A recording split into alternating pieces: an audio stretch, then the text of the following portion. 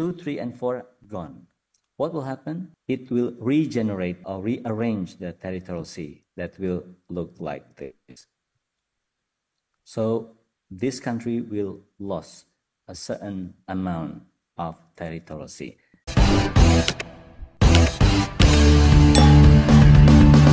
Thank you very much. I would like to first acknowledge and appreciate Undip for doing this. First, second, I wish I could be there joining Sokat, Marcus, and Ibu Susi. I'm sorry I can't be there, unfortunately. Allow me now to share what I have prepared. Please confirm if I already shared my presentation. Can you see my presentation? Please confirm. Yes, your presentation is visible right now for us. Thank you very much. So I'll be talking about climate change, sea level rise, and maritime boundaries. 3 questions we would like to answer here. First, if an island sinks, will our seas decrease? Second, if sea level rise and the coastline changes, will the area of our seas change? And the last one will be about maritime boundaries. So if the coastline changes due to sea level rise, will the maritime boundaries with neighbors also change? If we talk about climate change, I think all are experts here, but in general, climate change and sea level rise are 2 big issues at the moment. So basically, it's a contested debate. So some agree, some don't. We also talk about the rate of the rising sea level. We also talk about how much and how quick it can happen. We also talk about the possibility it is not actually sea level rise, but the land subsidence. So whatever happens, whatever our agreements about that, one thing for sure, the sea level rise or this climate change will cause the change of baseline, the change of coastline, and eventually the change of baseline from where maritime limits is measured. Now, allow me to remind you all, this is how we define the maritime zone or the outer limit of the maritime zone. This is based on the Law of the Sea Convention 1982. So this is the baseline. From baseline, we can measure the outer limits of territorial sea, and then also contiguous zone, exclusive economic zone, and continental south, and so on and so forth. Meaning that the baseline plays important roles in defining the outer limits of maritime zones. So this is the land and this is the ocean. This is how we define the baseline. So basically, based on the pursuant to the Law of the Sea Convention, we have a number of different types of baseline: normal baseline, reefs, and then straight baseline, mouth of rivers, bay closing line, ports and roadstead, combination of method and pelagic baseline over there. So when we define the baseline, from that we can define the outer limits of maritime zones. Now, meaning that now once again, baseline plays really important roles. In a normal baseline like this, for example, based on Article 3 and Article 4, how we define the outer limits of maritime zones, it is how it looks like. It is what we call the envelope of arc. So imagine this radius. If it is, for example, 12 nautical miles, and then this will be the outer limits of our territorial sea. So that is how we do it. But sometimes people misunderstand. They thought that it looks like this. So basically copying the coastline and then pull for about 12 nautical miles and creating the outer limits of territorial sea. It is not like that. It was like the one that I demonstrated earlier using envelope of arc. So meaning that now we understand once again the role of baseline is vital in defining the outer limits of maritime zones. This is the case for a straight baseline, for example. So if you have this kind of coastline, irregular shape, we can define the straight baseline from where then the outer limits of territorial sea or contiguous zone or exclusive economic zone is measured. In this case, the reference is straight baseline, normal baseline. But if you pay attention, even the straight baseline has to be attached to normal baseline, or is attached to the coastline, meaning that the shape of the coastline still play important roles. Now talk about the impact of the sea level rise. So imagine there's an insular features like this. We understand that the surface of the ocean does not stay there. It can go down like this for the low tide. It can go up like this for high tide. So now from the high tide and low tide, we understand or we can identify which one is called a rock or islands or low tide elevation or none of that. Low tide elevation, for example, is an object or feature that is submerged during the high tide but appear during the low tide. Now imagine what the sea level rise can do to this kind of definition. Now imagine we have the new low tide like this because of the sea level rise. The object was previously was an LTE is no longer an LTE. Why this matters? Because if we pay attention to how to define the outer limits of territorial sea, for example, if we have this coastline, of course the territorial sea is easy, 12 nautical miles from the coastline. But when we have low tide elevation over there, I remind you once again, low tide elevation is an object that's submerged during the high tide but appear during the low tide. Let's say we have 4 low tide elevation over there. Number 1, number 2, number 3, number 4. Now the question is that which low tide elevation can contribute to add a territorial sea? The answer is low tide elevation number 1, and then number 2 only. Okay, but 3 and number 4 do not contribute to add more territorial sea. Why? Because based on the article, the Law of the Sea Convention, the low tide elevation that can contribute to generate territorial sea is only if they are located within the territorial sea measured from the land. Now imagine this, if let's say because of the sea level rise, they are gone, 2, 3, and 4 gone. What will happen? It will regenerate or rearrange the territorial sea that will look like this. So this country will lose a certain amount of territorial sea. That is the impact of sea level rise on the definition of territorial sea. The other illustration, if for example, we have the state A like this, due to the sea level rise or a different height of the sea level, now we can find the outer limits of territorial sea, which look like this at the beginning. Now imagine if this, for example, enlarge, okay, if the area of the land enlarge due to some natural causes, for example. So the new limit will look like this. Okay? Now imagine if instead of enlarging, it is shrinking like this or like this even. Now we have new outer limits of territorial sea, which look like that. So can you imagine, can you see here the difference between the first option, second option, third option due to the sea level rise? Okay, it is very clear that the sea level rise impact or give impact to the definition of these outer limits of territorial sea. What happens to archipelagic state like Indonesia? Indonesia has archipelagic baseline, which look like this. Now imagine if an island is gone due to sea level rise. For example, this one. This one over here is gone. So Indonesia will need to redefine its baseline, which might look like this. So when baseline change, it will also consequently change the outer limits of maritime zone. That will look like this. So now we can imagine the difference or the impact of sea level rise. What about maritime boundary delimitation?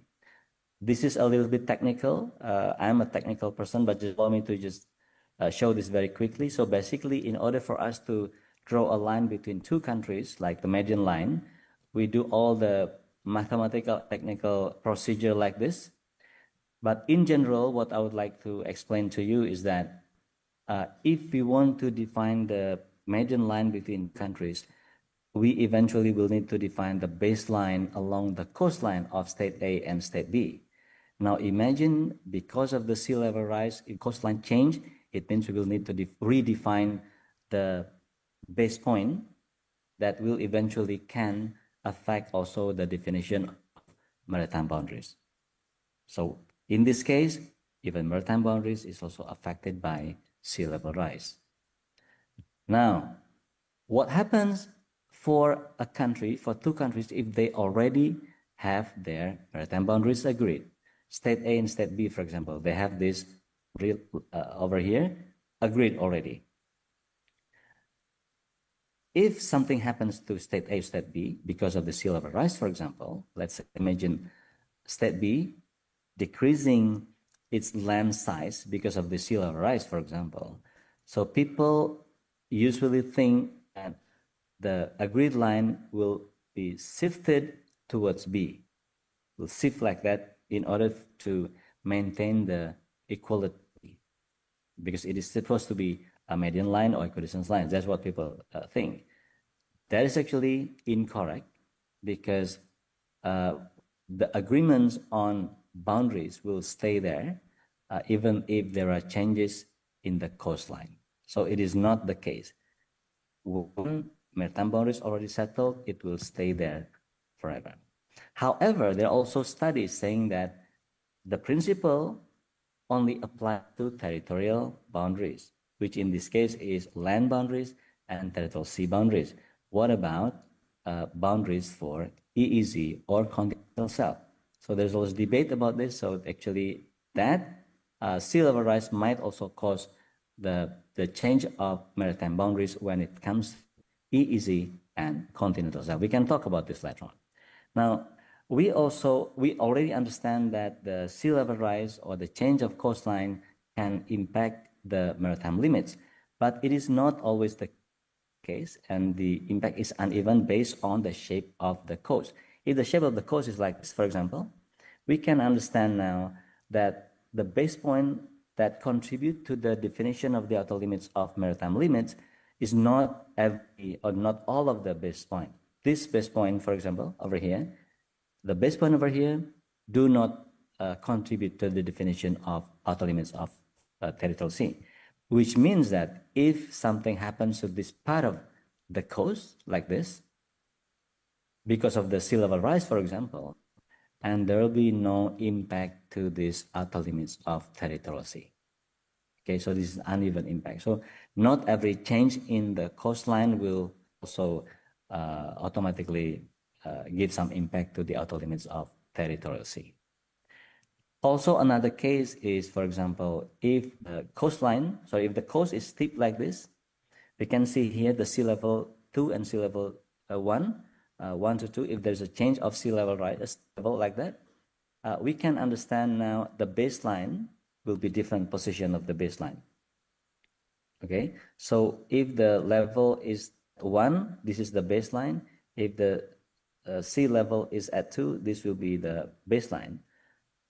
So the distance of D1 is quite short in this case if the coast is steep like that. But what happens if the coast is not steep? Okay, if the gradient is small, we can see the difference now. So the difference of baseline based on the sea level 1 and 2 will affect the distance very, very long. So the impact of the sea level rise is a lot bigger in the coast that is not steep, basically. Now, what is the response? First, we can fix the baseline or we can fix maritime limits. Let me illustrate. For example, if this is a land, and this is actually the outer limits of maritime zones, when something happens to the land due to the sea level rise, the outer limits should also change together with the change of the coastline. Now, the question is that what should we do about that? First, we can fix the baseline. We fix the baseline. Whatever happens to the land, we consider that the baseline is still there, meaning that if the baseline is there, the outer limits will also be there, fixed. But the problem is that, what does it mean fixing the baseline? It means fixing baseline on the map. So the map will stay the same even though the reality changed. That's basically the concept here. But the problem is that if you don't change the map will not reflect the reality. So if maps doesn't reflect the reality, it means the map cannot be used for purposes like for navigation, for example. So that will be an issue. Fixing normal baseline can also mean fixing a physical situation, like what done by Japan here, maybe in a certain context. Okino Torishima, they tried to actually conserve the baseline over here, the shape of the small island or rock called Okino Torishima, by doing this coastal protection. But the problem is that it can be costly. What happens to the environment, and so on and so forth. So if you want to fix the baseline by fixing physical situation, the consequence is about the environment and cost. Now, what about not fixing the limits, not fixing the base, but now fixing the limits, like this, for example. So if this change, we fix the limits, not the baseline. So when the land shrink and what happens over there, so the limits will stay there.